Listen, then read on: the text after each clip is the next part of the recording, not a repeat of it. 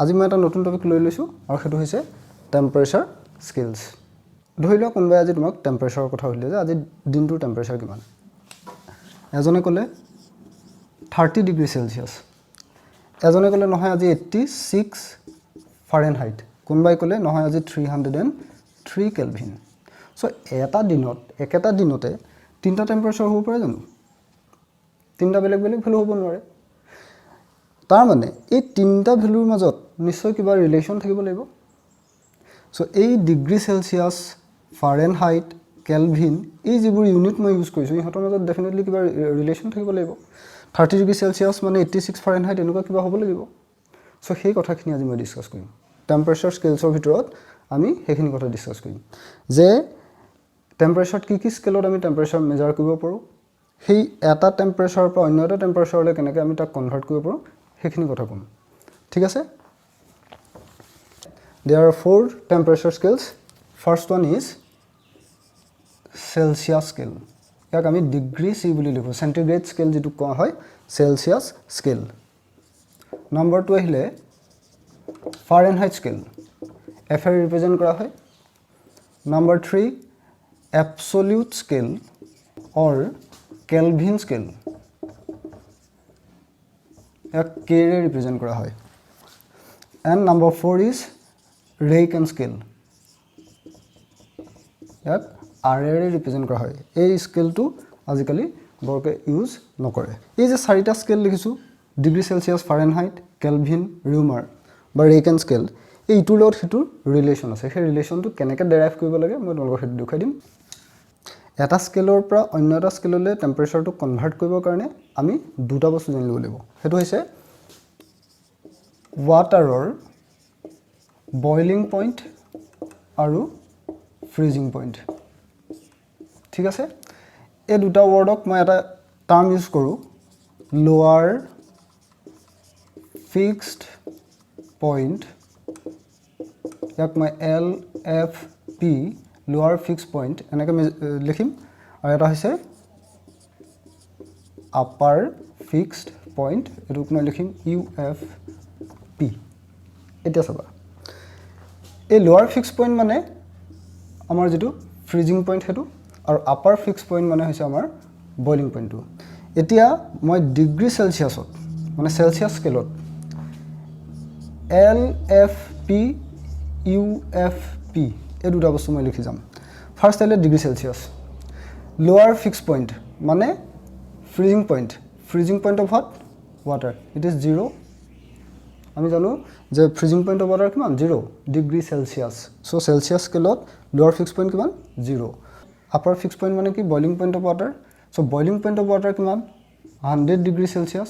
So' upper fixed point is what? 100 in degree Celsius. নাও Fahrenheit scale, Fahrenheit স্কেলত যিটো লোৱাৰ fixed point মানে freezing point of water সেইটো 32 বুলি ধৰা হয়, 32 ফাৰেনহাইট। আৰু আপাৰ ফিক্সড পইণ্টটো হ'ল 212। নেক্সট আহিলে ৰিউমাৰ স্কেল, ৰেকিন স্কেল। ইয়াত লোৱাৰ fixed point is 0, upper fixed point is 80। ঠিক আছে? এই ভেলুকেইটা তোমালোকে লিখি ৰাখিবা, এইকেইটা খুব ইম্পৰ্টেণ্ট হ'ব। এইকেইটা আমি জানিলেই এই LFP আৰু UFP, ডিগ্ৰী চেলচিয়াছত LFP কিমান, UFP কিমান, ফাৰেনহাইটত LFP কিমান, UFP কিমান, এইখিনি ভেলু আমি জানিলেই আমি এটা টেম্পাৰেচাৰক অন্য এটা টেম্পাৰেচাৰলৈ কনভাৰ্ট কৰিব পাৰিম। তাৰ কাৰণে মই তোমালোকক এটা ফৰ্মুলা দি দিম। ফৰ্মুলাটো কেনেকৈ ডেৰাইভ কৰিব লাগিব সেইটোও দেখুৱাই দিম, তোমালোকে ভালকৈ চোৱা। C minus LFP divided by UFP minus LFP is equal to F minus LFP UFP minus LFP R minus LFP UFP minus LFP। এতিয়া শুনিবা, এই চিটো বুজাইছে চেলচিয়াছ স্কেল বা চেণ্টিগ্ৰেড স্কেল, F মানে ফাৰেনহাইট, R মানে ৰেইকেন। LFP এইটো যিটো লিখা আছে এইটো ডিগ্ৰী চেলচিয়াছত LFP ভেলু। চ' আমি কি লিখিব পাৰোঁ? C minus LFP in degree Celsius 0। মই আগতে ভেলুবোৰ লিখি ৰাখিছিলোঁ। নাও what is the upper fixed point UFP in degree Celsius? It is 100 আছিলে। সেলসিয়াস স্কেলত আপাৰ ফিক্স পইণ্ট কিমান আছিলে 100 আছিলে মাইনাছ LFP কিমান 0 নেক্সট F মাইনাছ LFP মানে লোৱাৰ fix point in Fahrenheit scale it is 32 আমি ফাৰেনহাইট স্কেলৰ লোৱাৰ ফিক্স পইণ্ট কিমান বুলি লিখিছিলোঁ 32 আপাৰ ফিক্স পইণ্ট কিমান আছিলে 212 মাইনাছ এগেইন LFP 32 ৰেকেন স্কেলত LFP কিমান আছিলে 0 UFP কিমান আছিলে 80 মাইনাছ 0 তো আমি কি পালোঁ এটো পালোঁ গোটেই ইকুৱেশ্যনটো 20 ৰে মাল্টিপ্লাই কৰি দিয়া 20 আমি 20 ৰে মাল্টিপ্লাই কৰি দিওঁ তেতিয়া হলে কি পাম সো আমি এই ইকুৱেশ্যনটো যেটো এই ইকুৱেশ্যনটো পালোঁ এই ইকুৱেশ্যনটো বিৰাটেই ইম্পৰ্টেন্ট এই ইকুৱেশ্যনটো মনত ৰাখিবা এই ইকুৱেশ্যনটো জানিলে আমি এটা স্কেলৰ পৰা অন্য এটা স্কেললৈ টেম্পাৰেচাৰ কেনেকৈ কনভাৰ্ট কৰিব লাগে আমি শিকি যাম মই এটা কেইটামান এক্সাম্পল দেখাইছোঁ ধৰি ললো এটা তোমাক কোৱেশ্চন দিলে কনভাৰ্ট আমাক কি কৈছে 30 ডিগ্ৰী সেলসিয়াছক কি হলে কনভাৰ্ট কৰিবলৈ কৈছে ফাৰেনহাইটলৈ কনভাৰ্ট কৰিবলৈ কৈছে ওকে আমি ফৰ্মুলাটো চাই লওঁ C/5 = F - 32/9 আমাক সেন্টিগ্ৰেড আৰু ফাৰেনহাইটটো লাগিব কাৰণ সেন্টিগ্ৰেডক আমি ফাৰেনহাইটলৈ কনভাৰ্ট কৰিম সো আমি এই পাৰ্টটো লৈ ললো নাও হোৱাট ইজ C মানে ডিগ্ৰী সেলসিয়াছৰ যেটো ভ্যালু 30 ডিগ্ৰী সেলসিয়াছ সো 30 পাতা divided by what 5 = F - 32/9 তুমি এটো ক্যালকুলেশন কৰা 6 times goal 6 9 54 = F - 32 or F = 86 so আমি 30 ডিগ্ৰী সেলসিয়াছৰ ভ্যালুটো ফাৰেনহাইট স্কেলত কিমান পালো 86 পালো that means 30 degree Celsius is equal to 86 Fahrenheit ঠিক আছে নেক্সট আহিলে 0 ডিগ্ৰী সেলসিয়াছ 32 Fahrenheit LFP আৰু UFP কি লিখিছিলো 100 ডিগ্ৰী সেলসিয়াছ ফাৰেনহাইট স্কেলত হেতু কিমান আছিল 212 Fahrenheit সো এটা হয়নে নহয় আমি ভেৰিফাই কৰি চাওঁ C/5 = F - 32/9 C = 0 পুট কৰা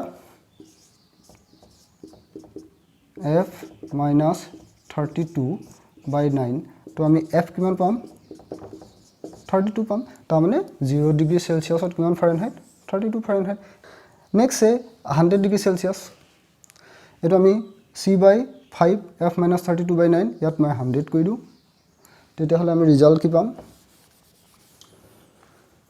তুমি ক্যালকুলেশন কৰা F = 212 পাবা that means 100 ডিগ্ৰী সেলসিয়াছ = 212 ফাৰেনহাইট যদি কথাখিনি বুজা নাই তোমালোকক মই আকৌ দেখুৱাই দিছো সাপোজ এটো স্কেল এফালে ডিগ্ৰী সেলসিয়াছ লিখা আছে এফালে ফাৰেনহাইট স্কেল লিখা আছে এবোৰ দাগবোৰ আছে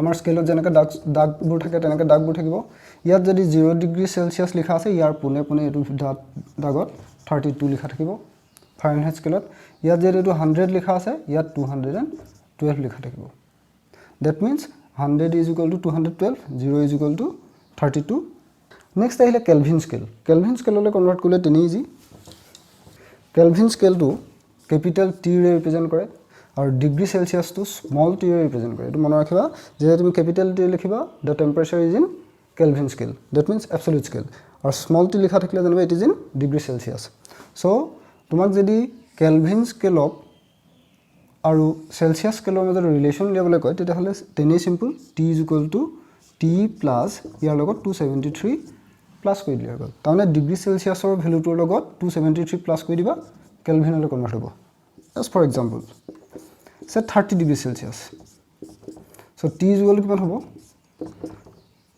small t = what 30 plus 273 = 303 Kelvin গতিকে আমি কেলভিন স্কেললৈ এটা কনভাৰ্ট কৰিলে তেনে ইজি তাৰমানে 30 degree সেলসিয়াছ = what 303 Kelvin in Kelvin scale it is 303 and in Fahrenheit scale it is 86 Fahrenheit তেতিয়া হলে আজি যে মই কৈছিলো এটা টেম্পাৰেচাৰ এটা আজিৰ টেম্পাৰেচাৰ কিমান কোনোবাই ক'লে 30 ডিগ্ৰী চেলচিয়াছ কোনোবাই ক'লে 303 কেলভিন কোনোবাই ক'লে 86 ফাৰেনহাইট গোটেইকেইটা ভেলু তাৰমানে একেটাই ঠিক আছে তোমাক যদি ফাৰেনহাইটৰ পৰা কেলভিনলৈ নিবলৈ কয় সাপোজ এটা ভ্যালু দিয়া আছে 86 ফাৰেনহাইট ইয়াক তোমাক কেলভিনলৈ কনভাৰ্ট কৰিবলৈ গ'লে কেলভিন স্কেললৈ তেনে সিম্পল প্ৰথমতে ফাৰেনহাইটক তুমি ডিগ্ৰী সেলসিয়াছলৈ কনভাৰ্ট কৰি লোৱা লৈ পেলাই তাক তুমি ফাৰেনহাইটলৈ লৈ যোৱা কেলভিনলৈ লৈ যোৱা সো এইখিনি হৈছে টেম্পাৰেচাৰ স্কেলৰ বিষয়ে কথা